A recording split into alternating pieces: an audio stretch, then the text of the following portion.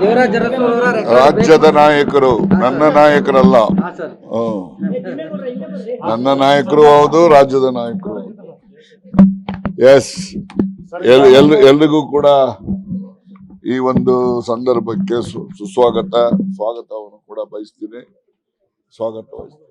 ಎಲ್ರಿಗೂ ಈ ದಿವಸಕ್ಕೆ ಸನ್ಮಾನ್ಯ ಸಿದ್ದರಾಮಯ್ಯನವರು ಮುಖ್ಯಮಂತ್ರಿಯಾಗಿ ಕರ್ನಾಟಕ ರಾಜ್ಯದ ಸನ್ಮಾನ್ಯ ದೇವರಾಜ ಅರಸರ ದಾಖಲೆಯನ್ನ ಸರಿ ಮಾಡಿದ್ದಾರೆ. ಇವತ್ತಿಗೆ ನಾಳೆಯಿಂದ ದಾಖಲೆ ಸೃಷ್ಟಿ ಆಗ್ತದೆ. ಈ ದಾಖಲೆಯನ್ನ ಸರಿಗಟ್ಟಿರುವ ದಿವಸ ಇದು. ನಾನೀಗಾಗಲೇ ಸನ್ಮಾನ್ಯ ಸಿದ್ದರಾಮಯ್ಯನವರು ಕೂಡ ನನ್ನ ಒಂದು ಬೆಸ್ಟ್ ವಿಶಸ್ ಅನ್ನು ಕೂಡ ಹೇಳಿದ್ದೇನೆ. ಇನ್ನೂ ಇರಬೇಕು, ನೀವು 28ಕ್ಕೂ ನೀವೇ ಮುಖ್ಯಮಂತ್ರಿ ಆಗಿರ್ಬೇಕು ಅಂತಕ್ಕಂಥ ನನ್ನ ಅಭಿಲಾಷೆ ಇದೆ ಅಂತನೂ ಕೂಡ ಅವರಲ್ಲಿ ನಾನು ಹೇಳ್ಕೊಂಡಿದ್ದೇನೆ. ಹಾಗಾಗಿ ದೇವರಾಜ ಅರಸರು ಕೂಡ ಇತಿಹಾಸ ಸೃಷ್ಟಿ ಮಾಡಿದ್ದಾರೆ. ನಿಮ್ಗೆ ಹೇಳ್ಬೇಕು ಅಂದ್ರೆ ಭೂ ಸುಧಾರಣೆ ಕಾಯ್ದೆ ಇದೆಯಲ್ಲ, ಭೂ ಸುಧಾರಣೆ ಕಾಯ್ದೆಯನ್ನ ಸಂವಿಧಾನದ 9ನೇ ಶೆಡ್ಯೂಲ್ಗೆ ಸೇರಿಸೋದ್ರ ಮೂಲಕ ಕೋರ್ಟ್ ಪರಿವಿಯಿಂದ ಹೊರ ತಂದಂತ ಅದು ಒಂದು ಐತಿಹಾಸಿಕ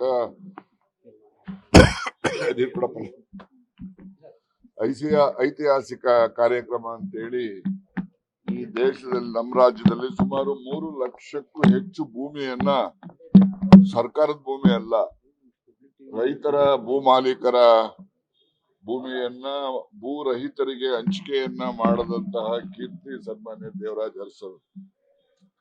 ಅದರ ಜೊತೆನಲ್ಲಿ ಏನು ಹಾವನೂರವರ ಹಿಂದುಳಿದ ವರ್ಗದ ವರದಿಯನ್ನ ಜಾರಿ ಮಾಡದಂತ, ಇವೆಲ್ಲವೂ ಕೂಡ ಸರ್ವಕಾಲಿಕ ದಾಖಲೆಗಳು. ಅದರ ಜೊತೆನಲ್ಲಿ ಮತ್ತೊಂದು ವಿಚಾರವನ್ನ ನಾನು ಈ ಸಂದರ್ಭದಲ್ಲಿ ಹೇಳಲಿಕ್ಕೆ ಬಯಸ್ತಕ್ಕಂಥದ್ದು, ಭೂ ಸುಧಾರಣೆ ಕಾಯ್ದೆ ಕಮ್ಯುನಿಸ್ಟರ ರಾಜ್ಯಗಳಲ್ಲೂ ಕೂಡ ಅಷ್ಟೊಂದು ಪರಿಣಾಮಕಾರಿಯಾಗಿ ಜಾರಿ ಆಗಲಿಲ್ಲ. ಕಮ್ಯುನಿಸ್ಟರು ಜ್ಯೋತಿ ಬಸವರವರು ಇಲ್ಲಿ ವೆಸ್ಟ್ ಬೆಂಗಾಲ್ ಅಲ್ಲಿ ಅವರು ಕೂಡ ಆ ರೀತಿಯ ಭೂ ಸುಧಾರಣೆ ಕಾಯ್ದೆ ತರಲಿಲ್ಲ. ಹಾಗೇನೆ ನಂಬೂದ್ರಿಪಾದ್ ಇರ್ಬೋದು, ಇನ್ನೊಬ್ರು ಇರ್ಬೋದು, ಅವರು ಕೂಡ ಕೇರಳದಲ್ಲೂ ಕೂಡ ಅಷ್ಟೊಂದು ಕ್ರಾಂತಿಕಾರಿಕ ಭೂ ಸುಧಾರಣೆ ಕಾಯ್ದೆ ತರಲಿಲ್ಲ. ಅದನ್ನು ಕರ್ನಾಟಕ ರಾಜ್ಯದಲ್ಲಿ ಸನ್ಮಾನ್ಯ ದೇವರಾಜ ಅರಸರು ತಂದಿರುವಂತಕ್ಕಂಥ ಹೆಗ್ಗಳಿಕೆ. ಹಾಗೇನೆ ಸನ್ಮಾನ್ಯ ಬಂಗಾರಪ್ಪನವರು ಕೂಡ ಗ್ರಾಮೀಣ ಕೃಪಾಂಕ ಏನು ನಿಗದಿ ಮಾಡಿ ತದನಂತರ ಅದು ನ್ಯಾಯಾಲಯದಲ್ಲಿ ಅನುರ್ಜಿತಗೊಳಿಸಿದ್ದಾರೆ, ಬೇರೆ ವಿಚಾರ. ಆ ಚಿಂತನೆ ನಾನು ಹೇಳೋದು.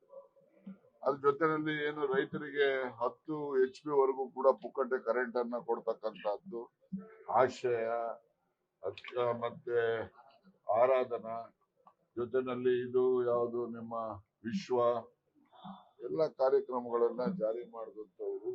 ಆಗ ಮಕ್ಕಳು ಶಾಲೆಗೆ ಬಂದ್ರೆ ಪ್ರತಿ ಒಂದು ಪೀರಿಯಡ್ಗೆ ₹1 ಕೊಡೋರು. ಆನಂತರ SM ಕೃಷ್ಣರವರು ಅವರು ಬಿಸಿ ಊಟದ ಯೋಜನೆಯನ್ನ ತಂದಂತ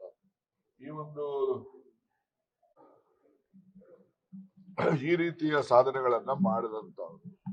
ಹಾಗೇನೆ SM ಕೃಷ್ಣ ಅವರು ಕೂಡ ಸ್ವಸಹಾಯ ಸಂಘಗಳನ್ನ ರಚನೆ ಮಾಡೋದ್ರ ಮೂಲಕ ಹಳ್ಳಿಗಾಡಿನಲ್ಲಿರ್ತಕ್ಕಂಥ ಹೆಣ್ಣು ಮಕ್ಕಳಿಗೆ ಒಂದು ಸ್ವಾತಂತ್ರ್ಯವನ್ನ, ಒಂದು ಆರ್ಥಿಕ ಚಿಂತನೆಯನ್ನ, ಸ್ವಾಭಿಮಾನವನ್ನ ಮೂಡಿಸ್ತಕ್ಕಂಥ ಕೆಲಸವನ್ನ ಮಾಡಿದ್ರು.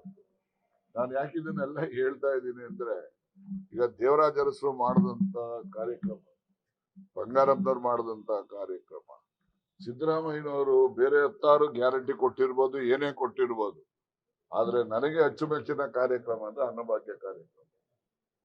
ಅನ್ನಭಾಗ್ಯ ಕಾರ್ಯಕ್ರಮ ಎಷ್ಟು ಮಟ್ಟಿನ ಒಂದು ಪರಿಣಾಮ ಬೀರಿದೆ ಅಂದ್ರೆ ಸತ್ಪರಿಣಾಮ.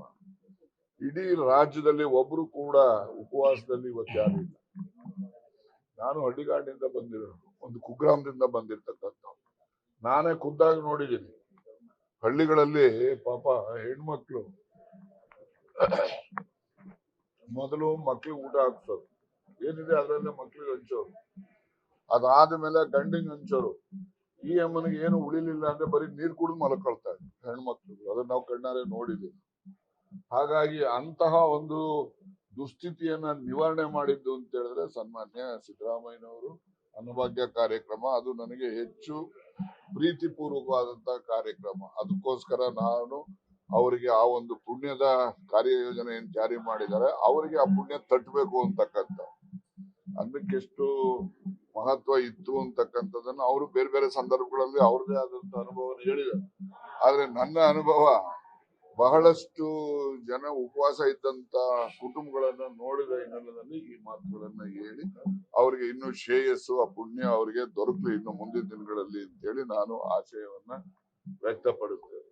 ಹಾಗೆ ಸಿದ್ದರಾಮಯ್ಯನವರು ಬೇರೆ ಬೇರೆ ಕಾರ್ಯಕ್ರಮಗಳು ಮಾಡಿರ್ತಕ್ಕಂಥದ್ದಕ್ಕೆ ನಾನು ಹೆಚ್ಚು ವಿವರವಾಗಿ ಹೇಳಲಿಕ್ಕೆ ಹೋಗೋದಿಲ್ಲ. ಗ್ಯಾರಂಟಿ ಯೋಜನೆ ಮತ್ತೊಂದು ಇರ್ಲಿ, ಅದ್ರ ಪರನು ಮಾತಾಡೋರಿದ್ದಾರೆ, ಅದ್ರ ವಿರುದ್ಧನೂ ಮಾತಾಡೋರು, ಅದು ಒಂದು ರೀತಿಯ ವಾದ ಪ್ರತಿವಾದಗಳು ನಡೀತಾ ಇದಾವೆ. ಅದ್ರ ಬಗ್ಗೆ ನಾನು ಹೆಚ್ಚು ಮಾತನಾಡಲಿಕ್ಕೆ ಹೋಗೋದಿಲ್ಲ.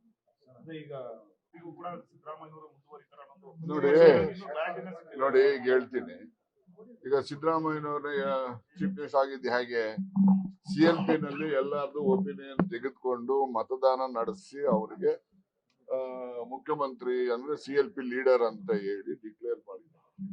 ಈಗಲೂ ಕೂಡ ಮುಖ್ಯಮಂತ್ರಿಯನ್ನು ಆಯ್ಕೆ ಮಾಡೋದು CLPನೇ ಹೊರತು ಬೇರೆ ಯಾರು ಅಲ್ಲ.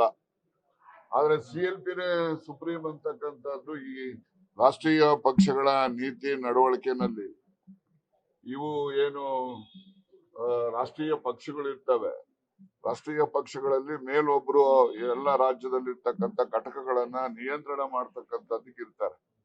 ಅವರು ಹೈಕಮಾಂಡ್ ಒಂದು ಸಹಾನುಭೂತಿ, ಅವರ ಸಮ್ಮತಿನೂ ಇರಬೇಕು, CLPಯ ಬಹುಮತನೂ ಕೂಡ ಇರಬೇಕು. ಇವೆರಡು ಇದ್ದಾಗ ಅವರು ಮುಖ್ಯಮಂತ್ರಿ ಆಗ್ತಕ್ಕಂಥದ್ದು ಪರಿಪಾಠ.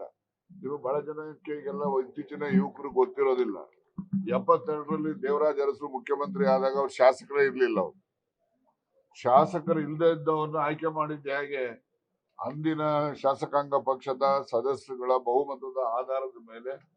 ಅಂದು ನಮಗೆ ಅಬ್ಸರ್ವರ್ ಆಗಿ AICC ಇಂದ ಬಂದಿದ್ದರು ಉಮಾಶಂಕರ್ ದೀಕ್ಷಿತ್ ಅವರು ಎಲ್ಲರದ್ದು ಅಭಿಪ್ರಾಯ ಪಡೆದು, ಅಭಿಪ್ರಾಯದಲ್ಲಿ ಈ ತರ ದೇವರಾಜ ಅರಸರ ಸೂಚನೆ ಬಂದಿದೆ ಅಂತಕ್ಕಂಥದ್ದನ್ನ ಶ್ರೀಮತಿ ಇಂದಿರಾ ಗಾಂಧಿ ಅವರು ಆ ದಿವಸ ಬಾಂಗ್ಲಾದೇಶದಲ್ಲಿದ್ರು, ಅವರಿಗೆ ಸಂಪರ್ಕ ಮಾಡಿ ಅವರ ಒಂದು ಅನುಮತಿಯನ್ನ ಪಡೆದು ಇಲ್ಲಿ ದೇವರಾಜ ಅರಸರನ್ನ ವಿಧಾನಸಭಾ ಸದಸ್ಯ ಅಲ್ಲದೆ ಇದ್ರೂ ಕೂಡ ಅವರನ್ನ ಆಯ್ಕೆ ಮಾಡಿದ್ರು.